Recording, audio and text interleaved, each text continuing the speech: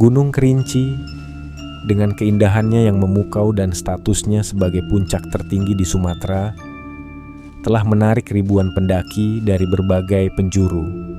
Namun, di balik keindahannya yang memesona, tersimpan cerita-cerita kelam yang hingga kini menjadi misteri. Banyak pendaki yang mengaku mengalami kejadian aneh di gunung ini.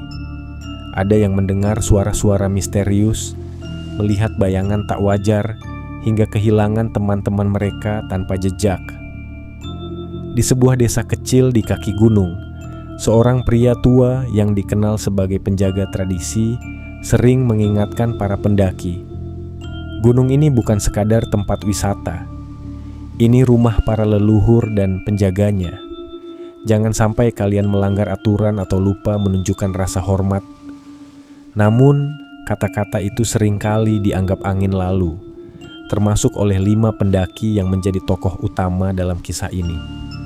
Mereka adalah Raka, pemimpin tim yang ambisius dan percaya diri; Maya, pendaki pemula yang penuh semangat; Arif, seorang pria pemberani yang sering memandang enteng bahaya; Nisa, seorang gadis penakut tapi penasaran dengan dunia pendakian; dan Dani, si perekam video yang gemar mendokumentasikan perjalanan mereka.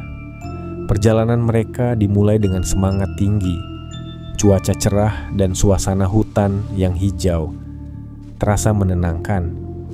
Dani sibuk merekam video untuk kanal media sosialnya, sementara Maya terus bertanya kepada Raka tentang jalur dan legenda yang mereka dengar sebelumnya. Namun, saat mereka tiba di pos 1, suasana mulai terasa berbeda.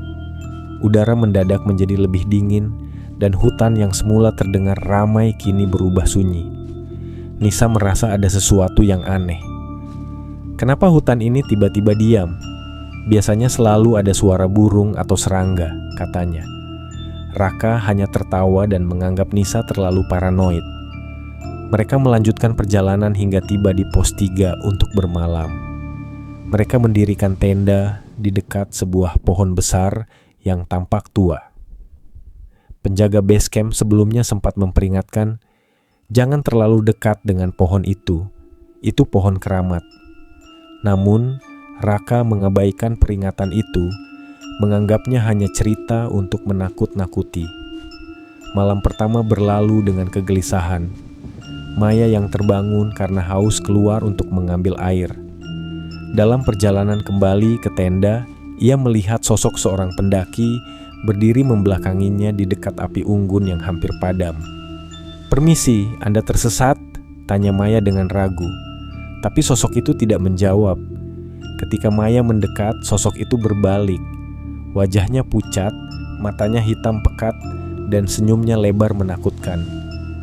Maya berteriak keras, membangunkan yang lain. Namun, saat mereka keluar dari tenda, sosok itu telah menghilang. Keesokan harinya, mereka melanjutkan perjalanan meskipun Maya terlihat terguncang. Kabut mulai turun lebih cepat dari biasanya, membuat pandangan mereka terbatas. Di tengah perjalanan, Arif menemukan sesuatu yang aneh. Jejak kaki besar di tanah, jauh lebih besar daripada ukuran kaki manusia. "Apa ini?" gumamnya. Jejak itu tampak melingkari mereka, seolah mengawasi. Saat mereka mendekati puncak, suasana semakin mencekam. Dani merasa seseorang memanggil namanya dari arah hutan. "Dani, Dani!" Bisikan itu terdengar pelan tetapi jelas. Dani menoleh tetapi tidak ada siapa-siapa. Namun, saat ia melihat kembali ke kamera, ia melihat bayangan samar di balik pohon. Bayangan itu tidak bergerak, hanya berdiri, memperhatikan. Malam itu, mereka mendirikan tenda di dekat puncak. Namun, tidur mereka terganggu oleh suara langkah kaki yang mengelilingi tenda, ranting-ranting yang patah, dan bisikan yang semakin jelas. Maya, yang tidak tahan lagi, menangis ketakutan. "Kita harus turun sekarang," katanya. Namun, Raka bersikeras untuk tetap melanjutkan pendakian keesokan harinya. Ketika semua orang mulai terlelap, Dani yang penasaran memutuskan untuk merekam di luar tenda.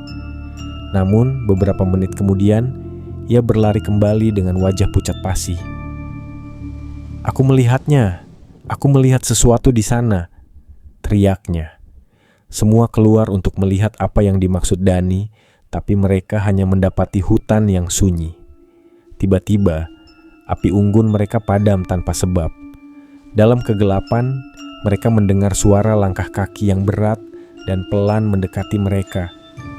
Ketika Raka menyalakan senter, ia melihat sosok wanita dengan pakaian compang-camping berdiri tak jauh dari mereka. Wajahnya penuh luka dan matanya kosong tanpa jiwa. Rasa takut yang tak tertahankan membuat mereka berlari meninggalkan tenda dan perlengkapan mereka. Hutan yang sebelumnya mereka kenal kini berubah menjadi labirin. Kabut semakin tebal dan suara langkah kaki terus mengikuti mereka. Satu persatu dari mereka mulai terpisah. Arif yang berjalan paling depan tiba-tiba berhenti. "Aku tidak bisa bergerak," teriaknya. Maya melihat sesuatu menarik Arif ke dalam kegelapan dan ia menghilang tanpa jejak. Raka, Dani, dan Nisa mencoba bertahan bersama, tetapi suara-suara aneh terus menggema di sekitar mereka. Dani, yang berusaha merekam kejadian itu, tiba-tiba berhenti berjalan.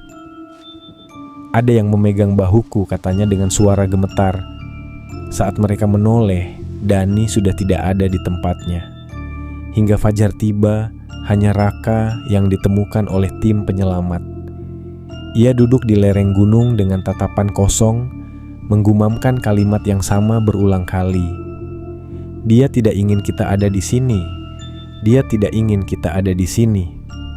Keempat temannya tidak pernah ditemukan, dan hingga kini, kisah mereka menjadi peringatan bagi para pendaki Gunung Kerinci. "Gunung ini bukan sekadar keindahan alam," kata penduduk setempat. "Gunung ini hidup, dan ia memiliki rahasia yang lebih baik tidak diganggu."